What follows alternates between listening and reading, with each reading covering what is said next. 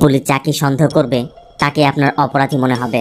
প্রতি মুহূর্তে মনে হবে এই বুঝি কেস সলভ হয়ে গেল, কিন্তু শেষ মুহূর্ত পর্যন্ত বুঝতেই পারবেন না কে আসল মাস্টার মাইন্ড। বলছি 2024 সালে তামিল ভাষায় মুক্তি পাওয়া murder mystery suspense thriller movie অরুণোদীর কথা। তামিলনাড়ুর মদুরাই জেলার আলাঙ্গানাল্লুর। সময় তখন রাত 9টা। শকুন্তলা নামে এক মহিলা থানায় এসেছে। শকুন্তলা কনস্টেবল মানিকে বলে, স্যার আমার স্বামী নিখোঁজ, আমি কমপ্লেন করাতে চাই। মানি জানতে চায় কখন থেকে নিখোঁজ। শকুন্তলা বলে সকাল 10টায় বের হয়েছে আর ফিরেনি। মানি বলে এখন তো মাত্র 9টা বাজে, পুরুষ মানুষ হয়তো কোথাও গিয়ে আড্ডা দিচ্ছে, আপনি যান এসে পড়বে। শকুন্তলা বলে, না স্যার, আমার স্বামী এমন না, আর আমার একজনের উপর সন্দেহ হচ্ছে। এদিকে থানায় ইন্সপেক্টর আছে, তাই মানি রাইটারকে কমপ্লেন নিতে বলে। এরপর শকুন্তলা জানায় তার স্বামীর নাম শেখর, আর তার থিয়াগু নামে একজনকে সন্দেহ হচ্ছে। নাম শুনেই মানি বলে ওঠে, কোন থিয়াগু, যে জমি বন্ধক রেখে লোন দেয়? যদি হয়ে থাকে তবে আশা ছেড়ে দিন। ঠিক তখন ইন্সপেক্টর বিজয় এসে জানতে চায়, কেন? মানি বলে, স্যার, ও অন্যের জমি গ্রাস করে। ও একজন রিটায়ার্ড রেজিস্টার অফিসার হয়, ও ভালোভাবে জানে কিভাবে আনরেজিস্টার্ড জমি নিজের করতে হয়। ও অসহায়ত্বের সুযোগ নিয়ে তাদের লোনের ফাঁদে ফেলে জমি হাতিয়ে নেয়, আর এরপর ওই জমি নিজের করে নেয়। আর এই সকল কাজ ও পলিটিশিয়ানদের ছত্রছায়াতেই করছে।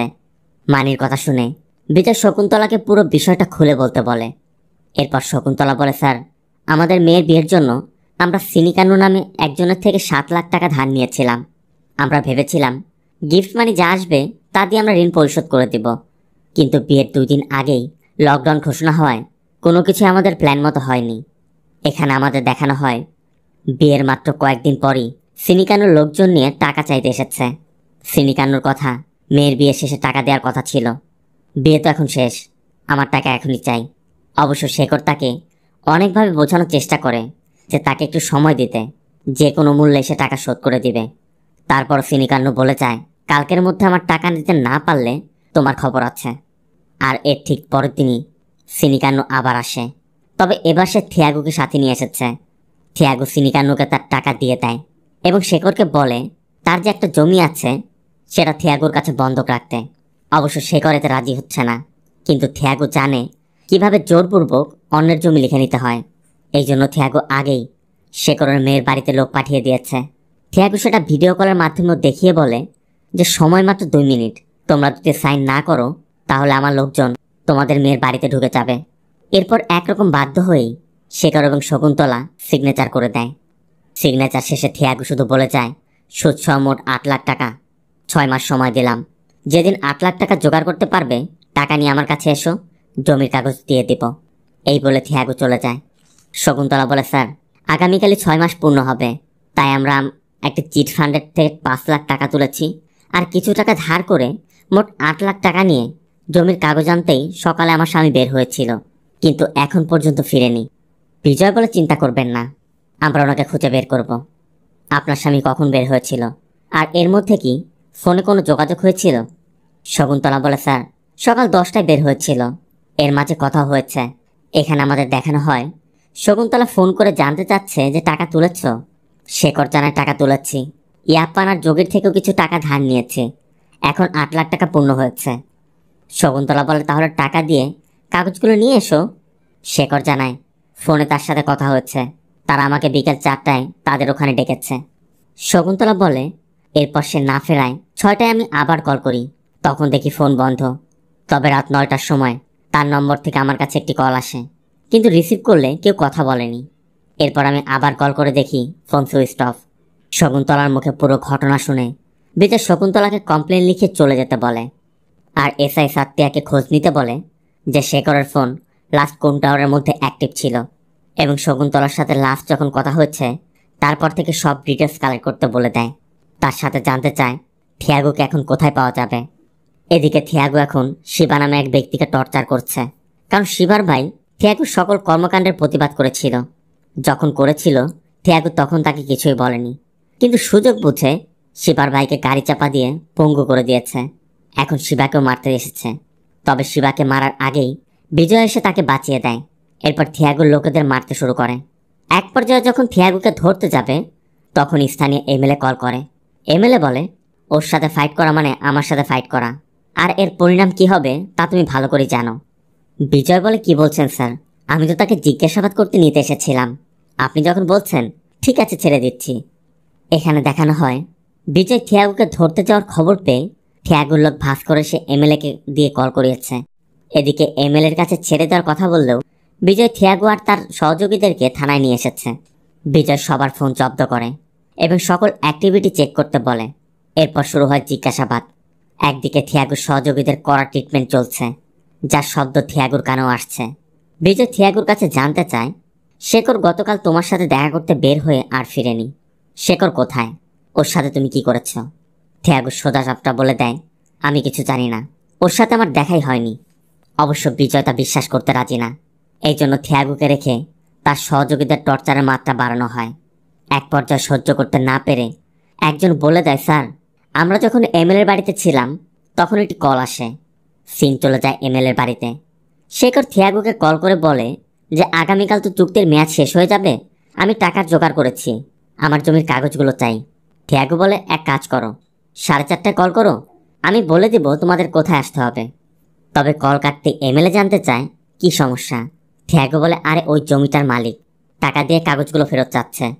এমএলএ বলে, তুমি তো জানোই ওই জমিটা আমার জন্য কত গুরুত্বপূর্ণ।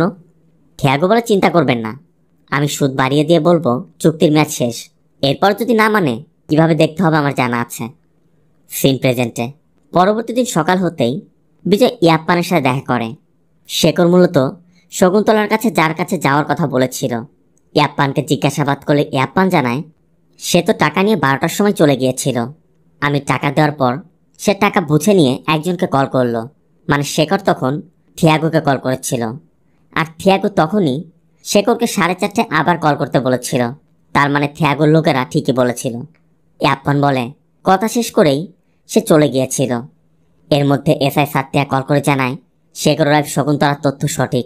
শেখর সকাল 11:30টার সময় ব্যাংক থেকে 3 লাখ টাকা তুলেছিল।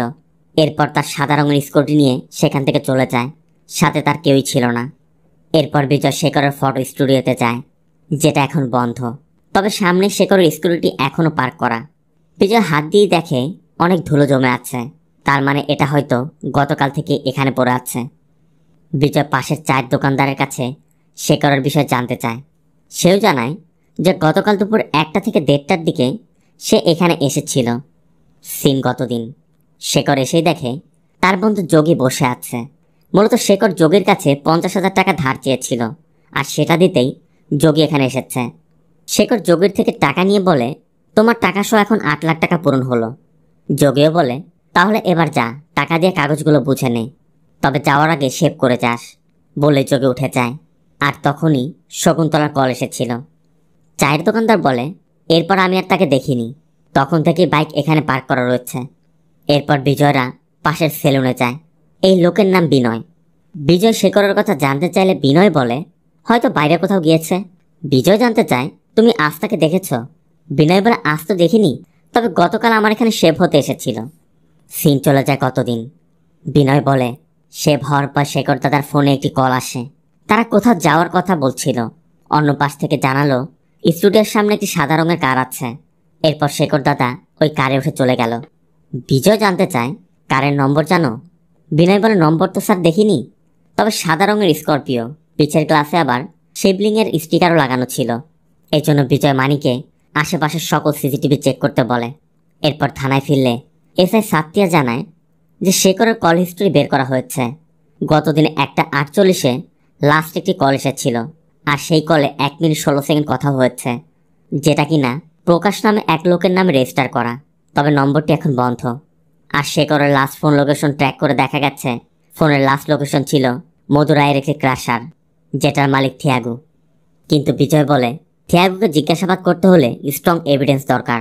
তুমি এক কাজ করো, ওদের থেকে যে ফোনগুলো জব্দ করেছি সেগুলো চেক করে দেখো ওই প্রকাশের সাথে ওদের কোনো রকম কানেকশন পাওয়া যায় কিনা। এদিকে থিয়াগুর লোক ভাস্কর এক লয়ার নিয়ে থানায় এসেছে। তারা থিয়াগুকে নিতে এসেছে, কিন্তু বিজয় তাকে স্পষ্ট বলে দেয় যে আমাদের কাছে থিয়াগু নেই। এরপরও ভাস্কর হুমকি দিয়ে যাচ্ছে। এই জন্য বিজয় ভাস্করকে থাপ্পড় দিয়ে বলে, এমএলএর অনুরোধ করেছে, এই জন্য তোদের যেতে দিচ্ছি। অবশ্য এমএলএ নিজেও বুঝতে পারছে বিজয় আইনের ফাঁদে ফেলে তাকেই বোকা বানাচ্ছে। আর তারা এটাও জানে পুলিশ কাস্টডিতে থাকা লোককে খুঁজে পাওয়া খুবই কষ্টকর। এদিকে সাত্যাও জানায় যে প্রকাশের নম্বরে শেখর লাস্ট কথা বলেছে থিয়াগো বা তার সহযোগী কারোর ফোনেই প্রকাশের সাথে কোনো কানেকশন পাওয়া যায়নি। তখনই একজন এসে জানায় শেখরের ফোন অন হয়েছে, তবে ফোনে অন্য সিম চালু করা হয়েছে। লোকেশন ট্রেস করে বিজয়রা সাথে সাথে সেই লোকেশনে চলে যায়। গিয়েই দেখতে পায় একজন মহিলা শেখরের ফোনটি ব্যবহার করছে। তাই বিজয়রা ওই মহিলাকে সন্দেহ করে অ্যারেস্ট করছিল। তখন মহিলা জানায় সে এই ফোন সম্পর্কে কিছুই জানে না। আজ সকালে তার স্বামী তাকে এই ফোনটি দিয়েছে। এখানে এটাও জানা যায় এই মহিলার স্বামী অন্য কেউ না, থিয়াগোর সহযোগী ভাস্কর। এই জন্য ভাস্করকে ধরে এনে টর্চার শুরু হয়। টর্চার সহ্য করতে না পেরে ভাস্কর বলে, স্যার সত্যি বলছি স্যার, আমি কিছুই জানি না। আপনি এমএলএর কথায় থিয়াগো দাদাকে ছেড়ে দেওয়ার কথা বলায় আমি সোজা ওয়ার্কশপে চলে যাই, কিন্তু তখন সেখানে কেউই ছিল না। এজন্য আমি রাতে সেখানেই ঘুমিয়ে পড়ি। আর সকালে ঘুম থেকে উঠতেই আমি ওই ফোনটি পাই। আমি জানতাম না ফোনটি কার, তাই সিম বদল করে সকালে আমার ওয়াইফকে দিয়ে আসি। এছাড়া আমি কিছুই জানি না স্যার।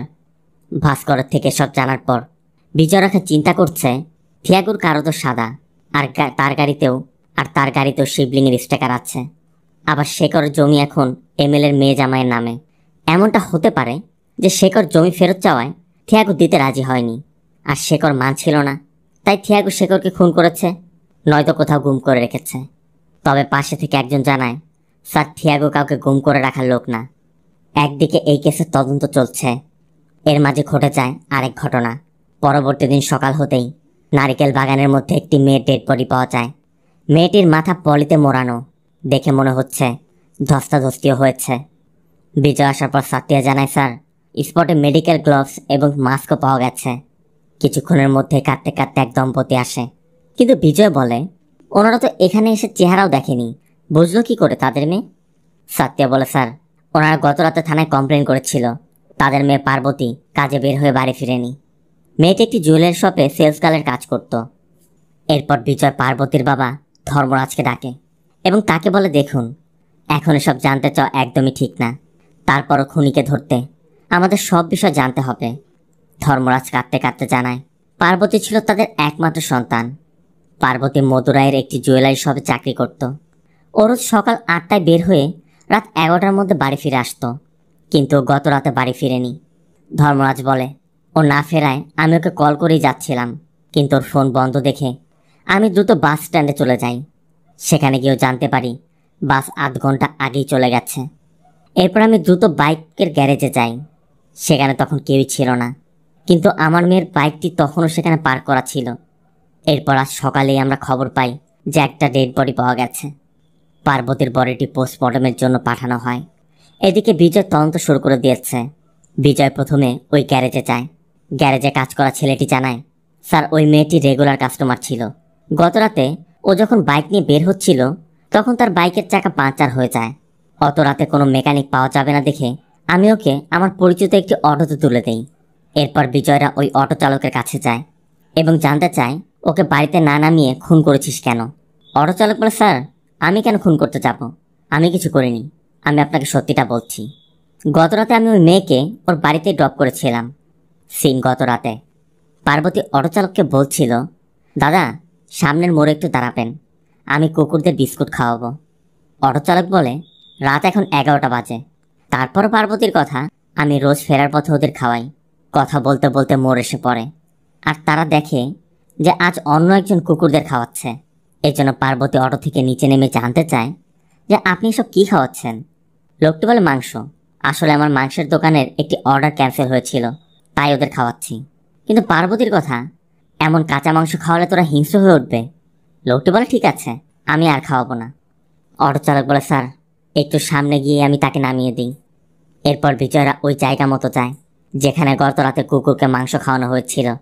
বিজয় অটো চালকের কাছে জানতে চায় ওই লোকটি দেখতে কেমন ছিল। অটো চালক বলে স্যার আমি তো সামনে বসেছিলাম, পিছে অন্ধকার ছিল তাই দেখতে পাইনি। বিজয় অটো চালকের ডিটেলস রেখে তাকে ছেড়ে দিতে বলে।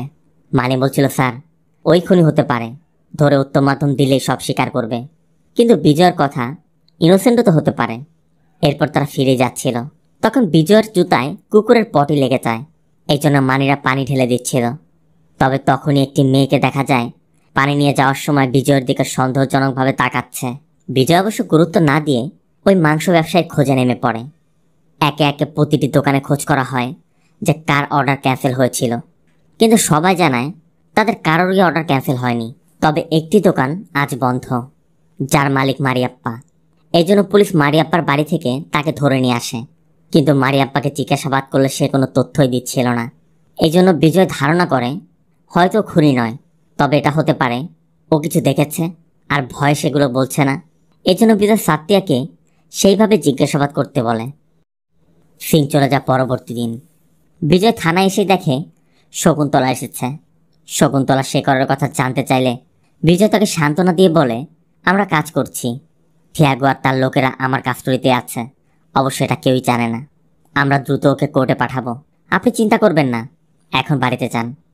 শকুন্তলা চলে যেতেই বিজয় সাত্তিয়ার কাছে শেখরের কেসে সেই নম্বরটির আপডেট জানতে চায়, যেটি বন্ধ পাওয়া যাচ্ছিল, মানে প্রকাশের নম্বর। সাত্তিয়া জানায়, স্যার আগামীকাল পাওয়া যাবে। এদিকে মারিয়াপ্পাকে যতই টর্চার করছে সে একই কথা বলছে যে আমি হসপিটালে ছিলাম, ওই রাতের বিষয়ে আমি কিছুই জানি না।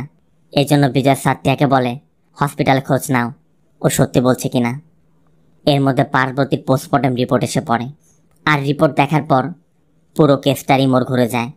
কারণ পোস্টমর্টম রিপোর্ট বলছে পার্বতী 48 দিনের প্রেগনেন্ট ছিল। যেহেতু পার্বতী অবিবাহিত ছিল, তার মানে পার্বতীর কোনো রিলেশন ছিল। আর ওই লোক হয়তো পার্বতীর প্রেগনেন্টের ব্যাপারে জানতে পেরে ঝামেলা মেটাতে ওকে খুন করতে পারে। এখন ওই লোককে খুঁজে বের করতে হবে।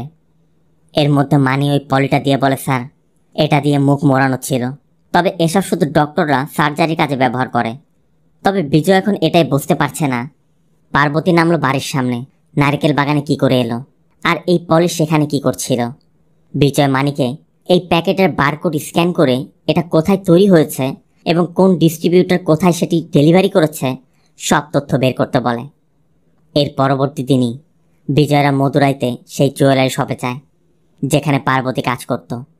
এই শপে পার্বতীর এক বান্ধবী ছিল যার নাম মীনাক্ষী। বিজয় মীনাক্ষীর সাথে দেখা করতে চাইলে ম্যানেজার জানায় যে পার্বতীর খুনের খবর পাওয়ার পর থেকে মীনাক্ষী আর দোকানে আসেনি। এজন্য বিজয় এখন সন্দেহ করে যে মীনাক্ষীর কোনো কানেকশন থাকতে পারে। ম্যানেজার বলে, এটা কেন ভাবছেন? বিজয় বলে, কারণ পার্বতী প্রেগনেন্ট ছিল, যার মানে ওর কারোর সাথে রিলেশন ছিল, আর মীনাক্ষী হয়তো জেনেও সেটা গোপন করছে। অবশ্য ম্যানেজার বলে, না স্যার, পার্বতীর কোনো রিলেশন ছিল না। উল্টো ওরা একদিন আমার কাছে কমপ্লেন করেছিল যে শপে কাজ করা নটরাজ নামে একটি ছেলে ওদের নাকি ডিস্টার্ব করছে। এখানে আমাদের এটাও দেখানো হয় নটরাজ সবসময় পার্বতীর পিছু করত। এমনকি নটরাজের ভয়ে পার্বতী ওয়াশরুমে যেতে ভয় পাচ্ছিল। এক পর্যায়ে সহ্য করতে না পেরে শেষমেশ বাধ্য হয়ে পার্বতী আর মীনাক্ষী ম্যানেজারের কাছে কমপ্লেন করেছিল। ম্যানেজারের কাছ থেকে নটরাজের কথা শোনার পর বিজয়রা ওই ঠিকানা নিয়ে দ্রুত নটরাজকে ধরতে চায়, কিন্তু তারা গিয়েই দেখতে পায় নটরাজ ফাঁস নিয়েছে, হাতে পার্বতীর খুনের খবরের পত্রিকা। এমনকি পুরো ঘরের মধ্যে শুধু পার্বতীরই ফটো, যা দেখে বোঝাই যাচ্ছে পার্বতীর খুনের খবর পেয়ে হয়তো বা নটরাজ আত্মহনন করেছে। বিজয়রা তো ভেবে নিয়েছিল যে নটরাজকে ধরতে পারলে কেস সলভ হয়ে যাবে, কিন্তু এখন তা আর হচ্ছে না। বিজয়ের সাত্তিয়া ধারণা করে নটরাজ হয়তো পার্বতীকে ভালোবাসত, কিন্তু সেটা কিভাবে প্রকাশ করবে সে বুঝতে না পেরে টর্চার করত। অন্যদিকে পার্বতী হয়তো অন্য কারোর সাথে রিলেশন ছিল আর সেজন্য ওকে নিষেধ করেছে।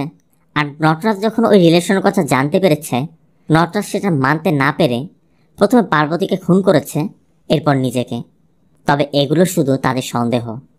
এদিকে পার্বতীর ফিনারেল শেষ হয়েছে। পার্বতীর বাবা মা এখনও মানতেই পারছে না তাদের মেয়েটা নেই। বিজয়কে খুনের রহস্য বের করতে হবে, খুনিকে ধরতে হবে।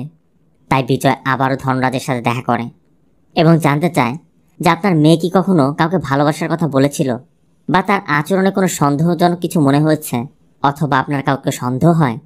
ধনরাজ বলে, না স্যার, আমার মেয়ে এমন ছিল না। আমাদের কারোর সাথে কোনো শত্রুতাও নেই, আমার কারোর প্রতি কোনো সন্দেহও নেই। এরপর বিজয় চলে যাচ্ছিল। ঠিক তখনই সেই মেয়েটি বিজয়ের রাস্তা আটকে দাঁড়ায়। মেয়েটি বলে, স্যার, পার্বতীর বাবা সত্যটা লুকাচ্ছে।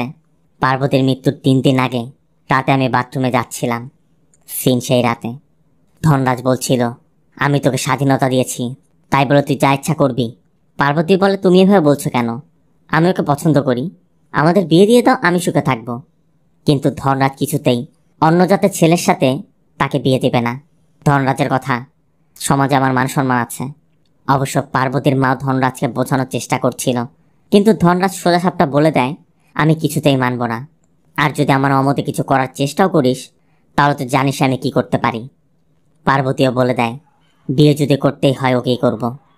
মেয়েটি বলে, স্যার আমি জানি পার্বতীর কারোর সাথে রিলেশন ছিল, কিন্তু ওর বাবা কেন যে মিথ্যা বলল তা আমি জানি না। বিজয় জানতে চায়, তুমি কি জানো কার সাথে সম্পর্ক ছিল? মেয়েটি বলে, না স্যার, বলতে পারবো না, তবে এটা শিওর সে এখানে স্থানীয় কেউ না। এর মধ্যে মেয়েটির ভাই মারিয়াপ্পা এসে মেয়েটিকে নিয়ে যায়। আর বাড়ি ফিরেই বিজয় আবার শুরু থেকে সব কিছু নিজের মতো করে সাজাতে থাকে। আসলে কি ঘটতে পারে, আর ধনরাজ পার্বতীর সম্পর্কের কথা লুকালোই বা কেন? এমনটা হয়নি তো যে ধনরাজ সম্মান বাঁচাতে নিজেই নিজের মেয়েকে খুন করেছে। এই জন্য বিজয়ের চোখে ধনরাজও এখন একজন সাসপেক্ট। সিন চলে যায় পরবর্তী দিন। থিয়াগোদের আজ কোর্টে নেওয়া হবে। তাই নেয়ার আগ মুহূর্তে বিজয় তাকে জিজ্ঞাসাবাদ করছে। তবে থিয়াগোর একই কথা, আমি ওকে মারিনি, আমি যদি মারতামই আমি বলে দিতাম। এদিকে একজন জানায়, পার্বতীর কেসে যে প্লাস্টিক ব্যাগ ছিল তার বারকোড ডিটেক্ট করে দেখা গেছে এগুলো মুম্বাইয়ের একটি কোম্পানি তৈরি করেছিল, আর মদুরায় 3 জন ডিলার এই প্রোডাক্ট প্রোভাইড করে। এসআই সাত্যা বিজয়কে সেসব ডিলারের অ্যাড্রেসও দেয়। এরপর বিজয় থিয়াগোদের কোর্টে নিয়ে যায়। কোর্টের বাইরে শকুন্তলার সাথে দেখা হলে বিজয় শুধু তাকে বলে দেয়, আপনি সেদিন আমাকে যেমনটা বলেছিলেন জজের সামনেও সেভাবেই বলবেন। বিজয় থিয়াগোকে কোর্টে রেখেই ওই সার্জিক্যাল সুজের ডিস্ট্রিবিউটরদের কাছে যায় এবং খুঁজতে থাকে এটি কারা কোথায় ডেলিভারি দিয়েছিল। এর মধ্যে সাত্যা কল করে জানায় যে থিয়াগোর 15 দিনের রিমান্ড মঞ্জুর হয়েছে। আর এখানে আমরা জানতে পারি বিজয় জানতো যে সে করার কেসে সে থিয়াগোকে বেশি দিন আটকে রাখতে পারবে না, তাই সে শিবাকে অ্যাটেম্প টু মার্ডারের কেস দেখিয়ে থিয়াগোকে ফাঁসিয়েছে। শিবার ভাইও কোর্টে এমনটাই সাক্ষী দিয়েছে। এর মধ্যে আরেক কনস্টেবল কল করে জানায় শেখরকে লাস্ট যে কল করেছিল প্রকাশ, সেই প্রকাশ তার ওয়াইফকে নিয়ে ঘুরতে যাওয়ার সময় কার অ্যাক্সিডেন্টে মারা গেছে। তার মানে এই প্রকাশের কানেকশন খুঁজেও কোনো লাভ নেই। তবে এদিকে ওই সার্জিক্যাল স্যুটের তথ্য পাওয়া যায়, যেটি কিনা এইখান থেকেই এই মাসের 6 তারিখে বেদিকা হসপিটালে ডেলিভারি দেওয়া হচ্ছিল। আর এই বেদিকা হসপিটাল আলাঙ্গা নাল্লুরে অবস্থিত। এই জন্য বিজয় মানিকে কল করে বলে, আমি তোমার হোয়াটসঅ্যাপে একটি রিসিপ্ট পাঠাচ্ছি, তুমি বেদিকা হসপিটালে যাও, গিয়ে দেখো এই আইটেমটা স্টকে আছে কিনা আর ইউজ হয়েছে কিনা, সব ডিটেলস দ্রুত জানাও। কথা মতো মানিক দ্রুত হসপিটালে গিয়ে ওই পার্সেলের খোঁজ নিয়ে বিজয়কে জানায় যে এই বারকোডের আইটেম এখনও স্টকে আছে, কিন্তু পার্বতীর লাশের পাশে এই বারকোডের প্রোডাক্ট কিভাবে গেল। মানি আরও জানায়, স্যার আপনি যে বিলটি পাঠিয়েছেন সেটা 6 তারিখের, আর ওদের কাছে যেটা আছে সেটা 7 তারিখে রিসিভ হচ্ছে। ওরা বলছে ওরা 6 তারিখে এমন কিছু রিসিভ করেনি, তার মানে কেউ নিশ্চয়ই 6 তারিখে প্রোডাক্ট রিসিভ করেছিল। মানি বলে, স্যার আপনি আমাকে পার্বতীর কল লিস্ট চেক করতে বলেছিলেন, আমি চেক করে দেখলাম ওর 4 জনের সাথে রেগুলার কথা হতো। একজন ওর বাবা, দ্বিতীয়জন ওর বন্ধু মীনাক্ষী, তৃতীয়জন নটরাজ যে শুধু কল করে যেত, আর 4র্থ নম্বরটা জীবা নামে একজনের নম্বর। বিজয় বলে, তোমাকে আমি বললাম কি আর তুমি আমাকে কি শোনাচ্ছ, এখন এসব বলছো কেন? মানি বলে, স্যার কারণ এই বিলে জীবার ঠিকানা লেখা। আমার মনে হয় যে আপনাকে বিলটি দিয়েছে সেই খুনি, যার মানে ওই ডিস্ট্রিবিউটর অফিসের লোকটি। সাথে সাথে বিজয়রা গাড়ি ঘুরিয়ে নেয়, আর কন্ট্রোল রুম থেকে জীবার নম্বর ট্র্যাক করে দেখা যায় জীবা এখন রাইড করছে, মানে পালানোর চেষ্টা করছে। অবশ্য বিজয়রাও তার ফোন লোকেশন ট্র্যাক করে জীবাকে ধরেও ফেলে। এরপর থানায় নিয়ে প্রথমে তাকে ভালোভাবে ট্রিটমেন্ট দেওয়া হয়। বিজয় জানতে চায়, পার্বতীকে কেন মেরেছিস, সত্যি করে বল। জীবা বলে, স্যার ও আমার পার্বতী, ওকে আমি কেন মারতে যাব? জীবার কথা এখানে আমরা জানতে পারি জীবা একদিন তার পরিবারকে নিয়ে ওই ললিতা জুয়েলারি শপে কেনাকাটা করতে গিয়েছিল, আর সেদিনই জীবা প্রথম পার্বতীকে দেখে পার্বতীর প্রেমে পড়ে যায়। এর জন্য এরপর থেকে শুধু পার্বতীকে দেখার জন্য জীবা মাঝে মধ্যে জুয়েলারি শপে যেত। এমনি করে পার্বতীর পিছু করতে করতে একদিন সে পার্বতীকে প্রপোজও করে। পার্বতীও দেখছিল জীবা একদমই প্র্যাকটিক্যাল একটি লোক, তাই পার্বতীও মেনে নেয়। জীবা বলে, স্যার ও বেঁচে থাকলে ওই বলতো আমি ওকে কতটা ভালোবাসতাম। বিজয় বলে, বিয়ের আগে শারীরিক সম্পর্ক ইদানিং কমন বিষয় হয়ে গেছে, তাই না? কিন্তু যে সত্যিকারের ভালোবাসে সে কখনো এটা ফলো করবে না। জীবা অবাক হয়ে বিজয়ের দিকে তাকিয়ে আছে। এটা দেখে বিজয় বলে, অবাক হওয়ার কিছু নেই। আমাদের কাছে পার্বতীর পোস্টমর্টম রিপোর্ট এসেছে। ও 48 দিনের অন্তঃসত্ত্বা ছিল। তুমি কিভাবে পারলে ওই ছোট্ট জীবনটাকে শেষ করে ফেলতে? বিজয়ের কথা শুনে জিবা রীতিমতো অবাক। জিবা কাঁদতে কাঁদতে বলে, স্যার, আমি মাত্রই জানতে পারলাম ও প্রেগনেন্ট ছিল। আপনি ওই জীবনটার কথা বললেন তো? ওইটা তো আমারই জীবন ছিল স্যার, আমারই বাচ্চা ছিল। আমি কিভাবে ওকে মারতে পারি?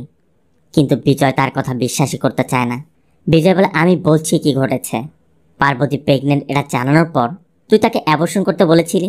পার্বতী হয়তো রাজি হয়নি, তাই তুই রেগে ওকে খুন করেছিস। জিবা বলে, স্যার, এখন আমি বুঝতে পারছি ওই দিন পার্বতী কী বোঝাচ্ছিল। সিন চলে যায় ঘটনা সেই রাতে, যে রাতে পার্বতী খুন হয়েছিল। জিবা পার্বতীকে একটি পার্সেল দিয়ে বলেছিল এটা সকাল 8টায় বেদিকা হসপিটালে দিয়ে দিতে। মূলত এটাই সেই সার্জিক্যাল ইকুইপমেন্টের পার্সেল ছিল। পার্বতী যেহেতু সকালে সেদিক দিয়ে আসবে, তাই জিবা পার্বতীকে সেটি দিয়েছিল। আর যাওয়ার সময় পার্বতী বলছিল একটা গুড নিউজ আছে, তবে 1 সপ্তাহ পরে বলবো। কিন্তু জিবার আর তর্স হচ্ছে না। জিবা এখনই জানতে চায়। পার্বতী বলে, আজ না, 7 দিন পরে তো তোমার জন্মদিন। তোমার জন্মদিনে আমার গিফট হিসেবে দিব। এর মধ্যে বাস এসে পড়ায় পার্বতী দ্রুত বাসে উঠে যায়। জিবা বলে, স্যার, আমি তখন বুঝতে পারিনি ও এতটা খুশি ছিল কেন। এখন বুঝতে পারছি। আর আমরা বিয়ের আগে কিছুই করিনি, আমরা রেজিস্টার ম্যারেজ করেছিলাম। বিজয় জানতে চায়, তাহলে বেদিকা হসপিটালে 7 তারিখের বিল হলো কিভাবে? জিবা বলে, স্যার, সকাল 10:30টায় আমার কাছে কল আসে হসপিটালে পার্সেলটি পৌঁছায়নি। আমি পার্বতীকেও ফোন করে দেখি ওর ফোন বন্ধ। শপে গিয়েও দেখতে পাই ও শপে আসেনি। তখন আমি কি করব বুঝে উঠতে পারছিলাম না। এজন্য আমি অন্য একটি পার্সেল পাঠিয়ে দিই। আর এরপর বিকেলেই পার্বতীর কথা জানতে পারি। সব শুনে বিজয় বলে, মানলাম তুমি সত্যি বলছো, তাহলে পালানোর চেষ্টা করছিল কেন? জিবা বলে, স্যার, আপনার কি মনে হয় যে আমার পার্বতীর সাথে এমনটা করলো তাকে আমি ছেড়ে দিব? বিজয় শুধু তাকে বোঝায়, পার্বতী যেমন প্র্যাকটিক্যাল ছিল, তোমার প্র্যাকটিক্যাল মাইন্ডও ও হয়তো পছন্দ করত। এর জন্যই তোমাকে ভালোবেসেছিল। তাই সব চিন্তা বাদ দিয়ে নিজের ভবিষ্যতের কথা ভাবো। এদিকে মানি এতক্ষণে খোঁজ নিয়ে এসে জানায় ওর কথা সঠিক, ওরা রেজিস্টার ম্যারেজ করেছিল। বিজয় বলছিল, তাহলে খুনটা কে করলো? মানি তখন বলে ওঠে, স্যার, পার্বতীর বাবাকে এনে 2-4 গা দিলে সব বের হয়ে যাবে। কারণ সে মেয়ের ভালোবাসাতেই অমত ছিল। এরপর বিয়ে আর প্রেগনেন্ট এসব জানতে পেরে নিজের সম্মান বাঁচানোর চিন্তা করে কিছু করতেই তো পারে। আবার বাড়ির সামনে নামার পর সেখান থেকে উধাও হয়ে গেল মেয়েটা। কিন্তু বিজয়ের কথা, সে যদি সম্মান বাঁচাতে খুন করবে, তাহলে বডি পাবলিকলি ফেলে যাবে কেন? সে তো এটা আত্মহনন দেখাতে পারত, আর পুরো পরিবার মিলে খুনটাকে ঢাকার চেষ্টা করত। এমনটা তো ঘটেনি। আবার ধনরাজ পার্বতীর সম্পর্কের ব্যাপারটা লুকালো কেন? বিজয় সাত্যাকে নির্দেশ দেয়, এই কেসের সাথে যে যে জড়িত সবাইকে তুলে আনো। কথা মতো প্রত্যেককে ধরে নিয়ে এসে ট্রিটমেন্ট দেয়া হয়, শুধু ধনরাজ বাদে। বিজয় ধনরাজকে বলে, আপনার বয়স বেশি, তাই সম্মানের কথা ভেবে এখনও কিছু করছি না। ভালো হবে যদি সত্যি সত্যি বলে দেন। ধনরাজ কাঁদতে কাঁদতে বলে, স্যার, আমি নিজের মেয়েকে কিভাবে খুন করব? বিজয় বলে, কারণ তুমি অন্য জাতের ছেলের সাথে তোমার মেয়েকে বিয়ে দিতে চাওনি। আর তোমার মেয়ের রিলেশনের কথা জানতে পেরে তুমি মান সম্মান বাঁচানোর জন্য খুনটি করতেই পারো। ধনরাজ বলে, স্যার, আমরা সাধারণ মানুষ, সম্মানের কথা ভাবি ঠিকই, তাই বলে আমরা জানোয়ার নই যে নিজ সন্তানকে খুন করব। বিজয় জানতে চায়, তাহলে রিলেশনের কথা মিথ্যা কেন বললেন? ধনরাজ বলে, স্যার, আমাদের সমাজে জীবিত মেয়ের নামেও যদি এসব ছড়ায়, তাহলে সমাজে মুখ দেখানো যায় না। আর যদি মৃত মেয়ের বিষয়ে এসব ছড়িয়ে যায়, সমাজ কি কি না বলবে, এই ভয়ে আমি ওর রিলেশনের কথাটা গোপন রাখার চেষ্টা করেছি। এর মধ্যেই ফরেন্সিক ডিপার্টমেন্ট থেকে কালিদাস কল করে জানায়, আপনি যে হেয়ার স্যাম্পল দিয়েছিলেন সেটি ডিএনএর সাথে একদমই ম্যাচ করেছে। শোনা মাত্র বিজয় শকুন্তলাকে চাবি নিয়ে শেখরের স্টুডিওতে আসতে বলে, আর নিজেরাও দ্রুত ওই স্টুডিওতে চলে যায়। সাত্য়া পুরো স্টুডিও চেক করে জানায় এখানে কোনো এভিডেন্স নেই, তবে প্রকাশের নামে একটি উইডিং প্যাকেজ বুক করা রয়েছে। বিজয় বলে, তাহলে প্রকাশের ফটো মিলিয়ে দেখো এই প্রকাশই সেই প্রকাশ কিনা। কিন্তু ওই ফটো অ্যালবাম আবার এখানে নেই, রয়েছে অন্য একটি ল্যাবে। এই জন্য সাত্য়া ওই ল্যাবেও কল করে জানতে পারে যে অ্যালবামটি সেখানে আছে। তবে শেখর সেটি আনতে যাওয়ার কথা থাকলেও শেখর সেটি সময় মতো আনেনি। এদিকে বিজয় যোগীকেও ডাকে এবং জানতে চায়, ওই দিন আপনি শেখরের সাথে কেন দেখা করেছিলেন? যোগী বলে, ও 50,000 টাকা চেয়েছিল, আর সেটা দিতেই আমি এসেছিলাম। বিজয় আবারও জানতে চায়, ওই সময় সেখানে আর কেউ ছিল? যোগী তখন বলে, একজন নোংরা লুঙ্গি পরা ব্যক্তি ছিল, বিড়ি ফুঁকছিল, হাতে ট্যাটু করা। শোনা মাত্রই কনস্টেবল বলে, স্যার ও তো মুরুগান, একজন ছিচড়া চোর, গতকালই চোরের দায়ে পাশের থানায় অ্যারেস্ট হয়েছে। এরপর মুরুগানের কাছে গেলে মুরুগান বলে, স্যার ওই দিন আমি যদি টাকা চুরি করব, আজ কেন এখানে চুরির দায়ে অ্যারেস্ট হব? তার কাছে যে টাকা ছিল আমি জানতাম, কারণ সে নিজে মুখে বলেছিল তার কাছে তখন 8 লাখ টাকা আছে। এই জন্য আমি তাকে ফলো করেছিলাম, কিন্তু আমি যখন বিড়ি ধরাতে যাই ওই ফাঁকে সে একটি কারে উঠে চলে যায়, সেজন্য আমি আর তার কিছু করতে পারিনি। মুরুগানের থেকে সব জানার পর বিজয়রা ফিরেই যাচ্ছিল। তখন বিজয় শুরু থেকে সবার স্টেটমেন্টের কথা আবার ভাবছিল, তাহলে এখানে গ্যাপটা কোথায়, কোন জায়গাটা মিস হচ্ছে। তখনই বিজয় সন্দেহ হয় সেলুনের ওই বিনয়ের উপর, কারণ অন্যদের সাথে বিনয়ের কথা একদমই মিলছে না। বিনয় বলেছিল শেখর শেফ হওয়ার পর শেখরের কল এসেছিল। বিনয়ের তথ্য মতে শেখর ফোনে কাউকে বলেছিল হঠাৎ সময় পরিবর্তন কেন করছেন, আর এরপর ওই সাদা কারে উঠে গিয়েছিল। অথচ সময়ের বিষয়টি মানে থিয়াগোর কল তো ইয়াপ্পানের বাড়িতে থাকতে এসেছিল, আর শেষ কল তো করেছিল প্রকাশ। তার মানে বিনয় যে স্টেটমেন্ট দিয়েছে তার সাথে কোনো মিলই নেই, বিনয় কিছু লুকিয়েছে। এই জন্য বিনয়কে টর্চার শুরু করলে বিনয় বলতে শুরু করে। সিন চলে যায় ঘটনার দিন। শেখর তখন শেফ হচ্ছিল। তখনই শেখরের কাস্টমার প্রকাশের কল আসে, মানে প্রকাশ তার বিয়ের অ্যালবামের বিষয়ে কল করেছে। মূলত অ্যালবামটি কয়েকদিন পর নেওয়ার কথা ছিল, কিন্তু প্রকাশটা ঘুরতে যাওয়ার আগে ওই অ্যালবামটি নিয়ে যেতে চাচ্ছিল। শেখরের জন্য বলে যে অ্যালবামটি ল্যাবে আছে, তুমি ল্যাবে আসো, আমি ওখান থেকে তোমাকে ডেলিভারি দিয়ে দিব। শেখরের কথা শেষ হলে বিনয় আবার কাজ শুরু করে। তবে যখনই সে খুর দিয়ে দাড়ি কাটতে যাবে, আচমকা শেখর হাঁচি দেওয়া মাত্রই খুর লেগে শেখরের গলা কেটে যায়। চোখের পলকেই আচমকা ঘটনাটি ঘটে যায়। বিনয় বুঝতেই পারছিল না এখন সে কী করবে। এদিকে স্পটে শেখরের মৃত্যু হয়েছে। বিনয় পুরো হতভম্ব হয়ে আছে। এর মধ্যে বিনয়ের বউ কল করে, কারণ আজ তাদের একটি বিয়ের ফাংশনে যাওয়ার কথা। এজন্য বিনয় এভাবেই দোকান বন্ধ করে সোজা সেই ফাংশনে চলে যায়। এরপর ফাংশন শেষ করে তার বউ বাচ্চাদের শ্বশুরবাড়ি রেখে আবার দোকানে ফিরে আসে। বিনয় জানতো সে যদি সত্যিটা বলে দেয় কেউ তাকে বিশ্বাস করবে না। এদিকে তার বউ বাচ্চাকে দেখতে হবে, তাই বিষয়টি তাকে গোপন রাখতে হবে। এর জন্য বিনয় শেখরের বডিটিকে কেটে টুকরো টুকরো করে তার ফ্রিজের মধ্যে রেখে দেয়। বিনয় জানতো যে শেখরের সাথে থিয়াগোর ঝামেলা চলছে, সেটা পুরো শহরই জানে। তাই বিনয় সেই সুযোগ কাজে লাগাতে শেখরের ফোনটিকে থিয়াগোর ক্রাশারে রেখে এসেছিল। বিনয়ের মুখে এসব শোনার পর বিজয় বলে, এরপর কি হয়েছে আমি বলছি। সিন পাস্টে পরবর্তী দিন রাত হতেই বিনয় সেই কাটা টুকরোগুলোকে নিয়ে ওই কুকুরদের খাইয়ে দিচ্ছিল। তখনই পার্বতীও বাড়ি ফিরছিল। অটোচালক পার্বতীকে নামিয়ে চলে যেতেই পার্বতী খেয়াল করে যে ওখানে কুকুরের শব্দ হচ্ছে, মানে কুকুরগুলো বিনয়ের ব্যাগ ধরে টানাটানি করছে। এজন্য পার্বতী একটি এগিয়ে এসেই দেখে বিনয় কিছু একটা লুকিয়ে সেখান থেকে পালিয়ে যাচ্ছে। পার্বতীও পিছু নেয়। মূলত এটি ছিল শেখরের মাথা। তাই বিনয় ওই নারিকেল বাগানে গিয়ে ওই মাথাটিকে মাটি চাপা দেওয়ার চেষ্টা করছিল। এদিকে পার্বতী সব ভিডিও করে যাচ্ছে, কিন্তু দুর্ভাগ্যবশত তখনই পার্বতীর বাবার কল আসায় বিনয় বুঝে ফেলে পার্বতী সব দেখে ফেলেছে এবং ভিডিও করছে। বিনয় তখন নিজেকে বাঁচানোর জন্য পার্বতীর হাতে থাকা ওই পার্সেলের মধ্যে সার্জিক্যাল স্যুটের পলি পেঁচিয়ে পার্বতীকে শ্বাসরোধ করে হত্যা করে। মূলত এটাই ছিল ওই রাতের কাহিনী।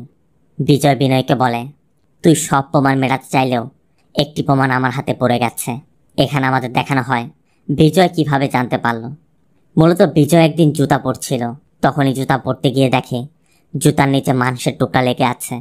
তখন বিজয় বুঝতে পারে যে এটা তো ওই কুকুরের বিষ্ঠা। বিজয়ের তখন একটু সন্দেহ লেগেছিল, তাই বিজয় কুকুরের বিষ্ঠা আর শেখরের মেয়ের চুলের ডিএনএ স্যাম্পল ম্যাচ করাতে ল্যাবে দিয়েছিল, যেটা সম্পূর্ণ ম্যাচ করে যায়। কারণ ওই রাতে অধিক কাঁচা মাংস খাওয়ায় কুকুরের পেটে তা পুরোপুরি ডাইজেস্ট না হওয়ার কারণে ল্যাবে টেস্ট করে ওই মাংসের ডিএনএ বের করা গেছে। আর তখনই প্রমাণ হয়ে গেছে এই মাংস শেখরের। বিনয় বলে, স্যার আমি ইচ্ছা করে করিনি, আমি ভয় পেয়ে গিয়েছিলাম। পুলিশ জানলে আমার জীবনটা শেষ হয়ে যাবে। আমি আমার বউ বাচ্চা নিয়ে সাধারণ জীবনযাপন করছিলাম স্যার। ওই সময় আমি বুঝতে পারছিলাম না আমার কি করা উচিত। বিজয় বলে, শেখরের মৃত্যু না হয় অ্যাক্সিডেন্ট ছিল। তুমি যদি সেটা লুকানোর চেষ্টা না করতে তবে তোমার জীবনটা এমন হতো না। এরপর সকল তথ্য প্রমাণের ভিত্তিতে কোর্ট বিনয়কে যাবজ্জীবন কারাদণ্ডে দণ্ডিত করে কারাগারে পাঠায়। এরপর বিনয়কে যখন নিয়ে যাওয়া হচ্ছিল তখন পার্বতীর বাবা বলছিল, তুই তোর পরিবারকে ভালো রাখতে আমার মেয়েটাকে খুন করলি। বিনয় তখন ধনরাজের সামনে হাঁটু গেড়ে বসে তার কাছে ক্ষমা চায়, কিন্তু যার গেছে সেই তো বোঝে। এই যে বিনয় যেটা করেছে সেটা একটি দুর্ঘটনাতে চাপা দিতে গিয়ে তার অনিচ্ছা সত্ত্বেও সে আরেকটি ক্রাইম করে ফেলেছে। আর এটা শুধু বিনয় না, আমাদের সমাজে অনেকেই এটা করছে, কারণ কেউই চায় না নিজের উপর সন্দেহের আঙ্গুল উঠুক। কিন্তু একটা কথা মনে রাখতে হবে, সত্য কখনো চাপা থাকে না। আজ হোক কাল হোক সেটা প্রকাশ হবেই, তাই কোনো কিছুই গোপন করা উচিত নয়।